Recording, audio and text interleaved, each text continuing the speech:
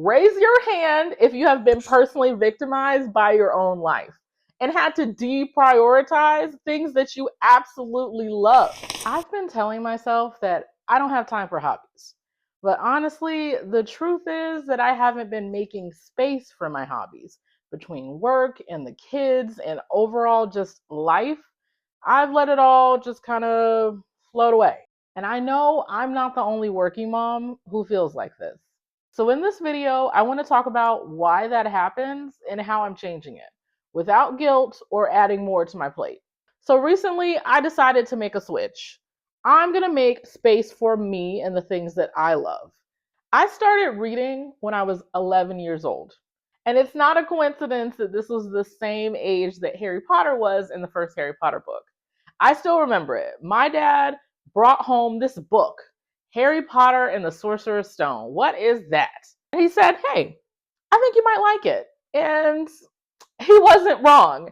To this day, what's it been, like 20 years? I'm still a huge Potterhead. But as a child, I always had my nose in a book. What I wanted when I got good grades was to go to Barnes and Nobles or Borders. If you remember Borders from back in the day, Borders doesn't exist anymore. Okay, RIP to Borders. But I loved going to Borders. That was my thing. Get good grades, on her way to Borders, okay? I was the kid who was excited about the summer reading list, okay? And I actually read everything on the list.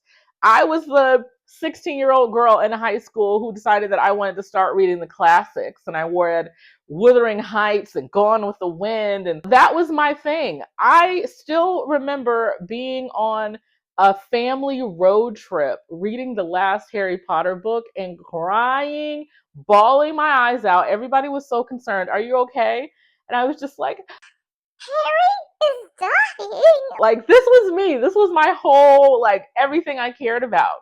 Somewhere along the way, probably once I got to vet school, like I feel like I still continued to read a little bit in undergrad, but once I got to vet school, there was just no room. There was no room. 80% of vet school was reading for knowledge. I had gotten to the point in my life where I was full speed ahead on so many goals. Being in vet school, that 4 years of my life, it was just like running at 120 miles an hour at all times. Every moment of your day is really dedicated to studying. We joke about it now, but honestly, like, there's honestly like a little bit of a trauma in it, and that's like a story for another day. But anytime you're ever sitting down, you always feel like I could be studying right now. Like, how can I fit more studying into my day? And when your days are made up of going to class, going to study groups, studying at home, at what point am I going to read? So reading kind of just died for me. And honestly, I also was reading so much that the idea of sitting down and reading for pleasure, like, ugh, that's all I do is read. I don't want to read anymore. Like, it just kind of, it ruined it for me for a really, really long time. And I fell away from my love. Like, and I think about it now, and that is so sad because I really like, I see myself as a reader as my identity. That is who I am. Okay. I've been a reader for such a long time. Um, and to not have done it, what a sad time. I felt like reading got pushed even further and further on the back burner. Honestly, that culture that I had developed in vet school, where everything I did had to have some sort of visible output, some sort of value that you could see, that continued on into my life, where I'm like, okay, so I have this many hours or this much time on my hands. I need to be doing laundry or errands or, whatever. All of these things are on the to-do list. Sitting down to read? Like, that doesn't seem like that's worthwhile. It almost kind of started to feel like justifying that level of like selfishness for myself, because if I'm reading, who does that benefit? And those were really thoughts that I had. Who does that benefit? That the house needs cleaning, the laundry needs done. I need to go run these things to the post office. I have a meeting to go to. The kids need, I got to buy the groceries. If I read, who does that benefit?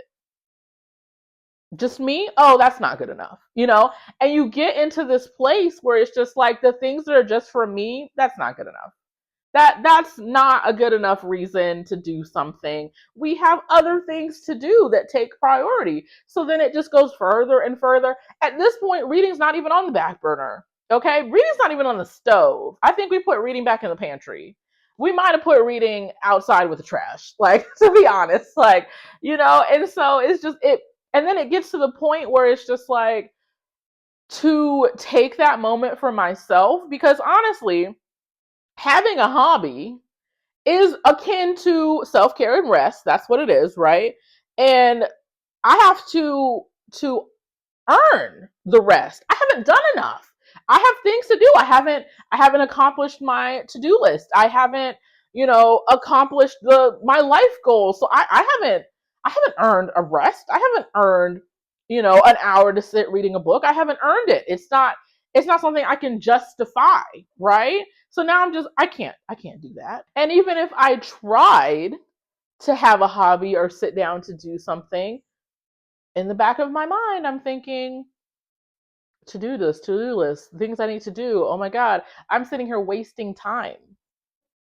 I'm wasting time when I could be doing something else. I'm going to regret wasting this hour, wasting this 30 minutes. I'm going to regret it because I need to be productive. There's also like a component of that, which is just like the society thing, hustle culture, right? This whole like work hard, actually, it's not even work hard, play hard anymore. It's just work hard, right? I'll sleep when I'm dead. That sort of thing, right? Where in general, we're not doing self-care. We're not taking care of ourselves. We're not doing things that we enjoy because, like, what is the value in that? In our society, we only value the dollars and the cents in those like visible outputs. Did it make you money? It kind of gets to the point where it, like, if it doesn't help someone make money or clean something, it can't be on the list. How can it be on the list? There's only 24 hours in a day, and we already got to spend some of that sleeping, or maybe not. When you're juggling all of these different priorities and obligations and things, where does me sit on the list? Nowhere. Me is nowhere. She's not on the list. She's not on the list. And I was like that for a very long time until I realized that I cannot be my best self if I am not pouring into myself. It's just like they say, you can't pour from an empty cup, right? If I am not being my best self, how am I going to be anything to anyone else? A good mother is a happy mother, and I'm learning that, right? There needs to be an aspect of my life that's dedicated to me. And that level of selfishness, because of course that will be seen as selfishness, that will be judged, right? That makes me better. And I know that about myself. That makes me a better mom. I need at least an hour to myself. I need to indulge in a book. I need to go for a walk. I need to listen to music. I need to go on a vacation that is just me and my man. And then when I get back to you, I'm the best version of myself.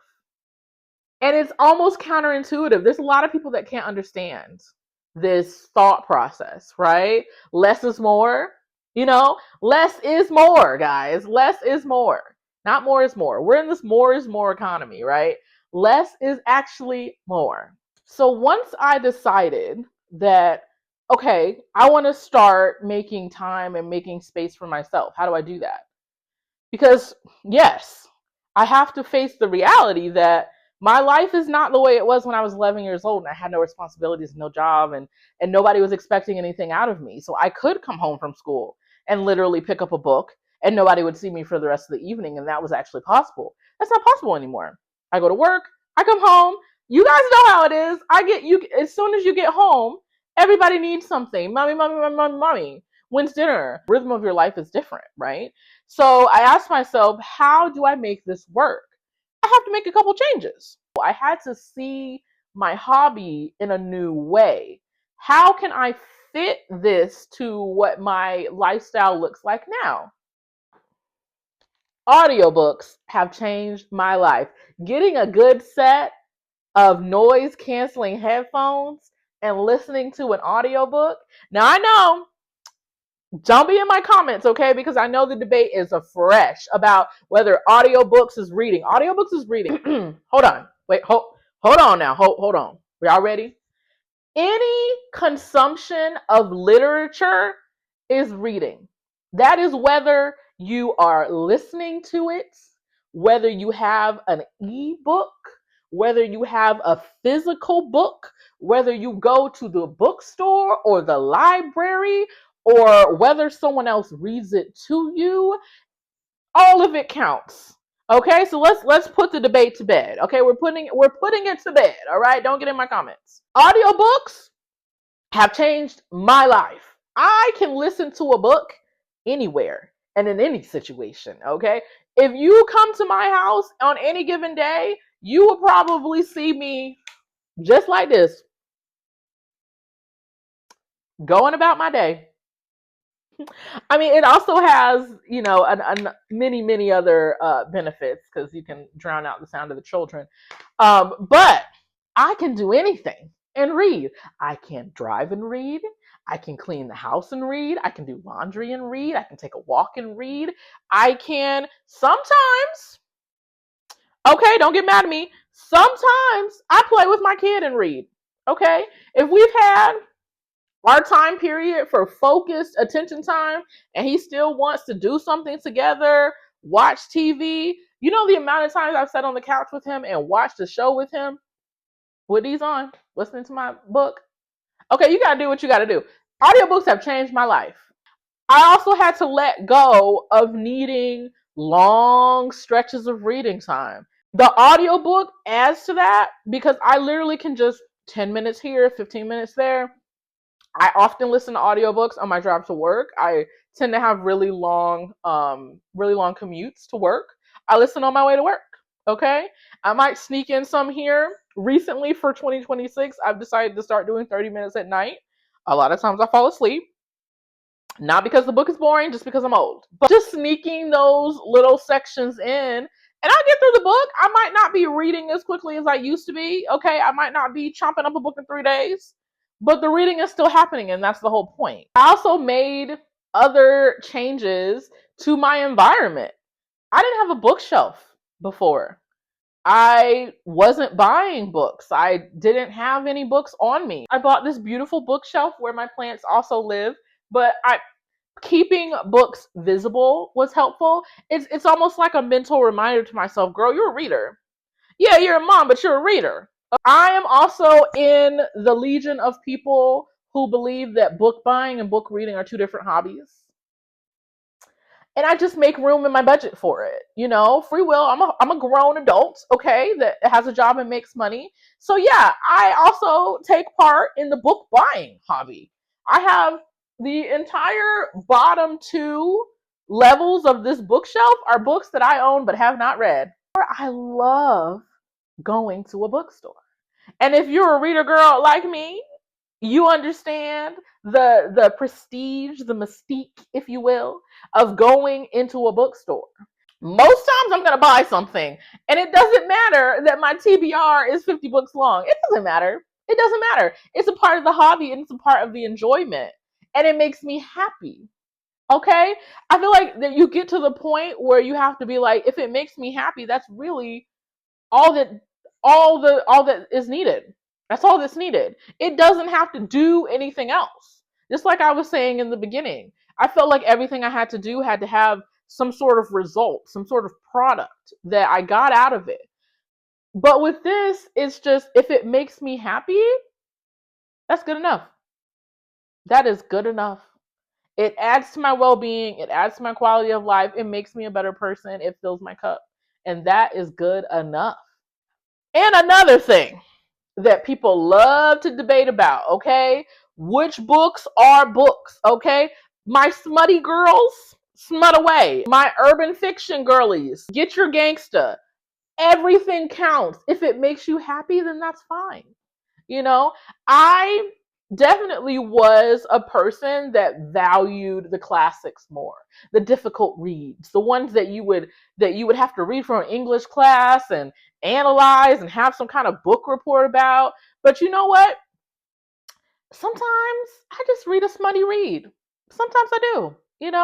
Sometimes I read. I just got done with 10,000 hours with a menace with a Y'all know what I'm talking about. It's called like 10,000 Hours with a Menace. All this really contribute to me being able to enjoy myself without the guilt of feeling like I should be doing something else.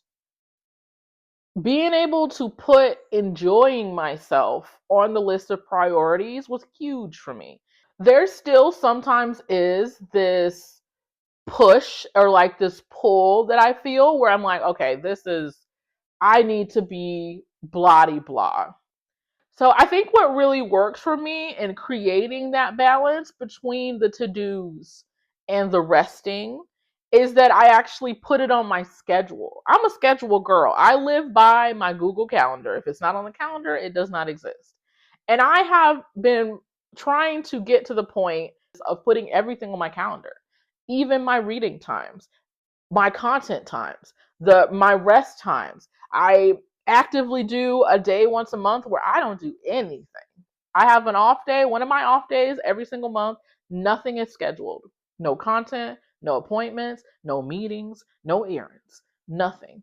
But by doing that with my calendar, by scheduling my self-care, by making sure that that is a priority just as much as every doctor's appointment or everything I need to do for the kids or whatever, by making those things all equal to each other and they have their place in my schedule, you make sure that you're making time. When it's reading time, it's reading time. When it's errands time, it's errands time. And it makes it easier when I'm sitting down to read, if that's what I'm doing, to be like, okay, so this was the time I allotted for this.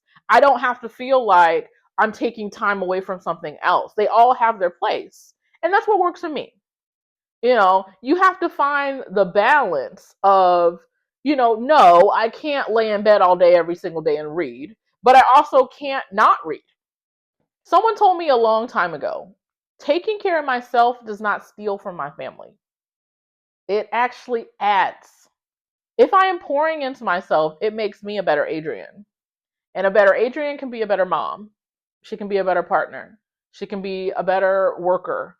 She can show up here, on the internet better because she has taken time to pour into herself. So I'm saying all this to say that I really want to encourage you to do the same. Figure out what it is that you want to do. It could be an old thing that you want to bring back. It could be a new thing that you want to try. But I want to invite you to figure out how to make that thing a part of your life and make it a priority as well. I'm not asking you to overhaul your life and completely redo everything. I just want you to take a moment and figure out what feeds you. It could be reading, or it could be something else. I challenge you to sit down and ask yourself today, what's one thing you loved before life got loud? It is perfectly okay to not be perfect. Giving yourself permission to just try something and not necessarily get it right the first time. And really just having the enjoyment of trying it, the enjoyment of doing it and not letting it, and not wanting to force it to be this like picture perfect version of it. It just can be. Because yeah, I'm a mom, but I'm also me too. I was Adrian before I was mommy. And remembering that is what keeps me going every day.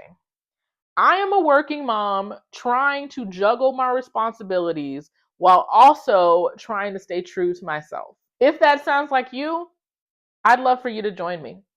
That's all for this episode. I challenge you to take some time today to think about something that you might want to do just for you, or something that you've always wanted to try, but you never felt like you had the time or could do it.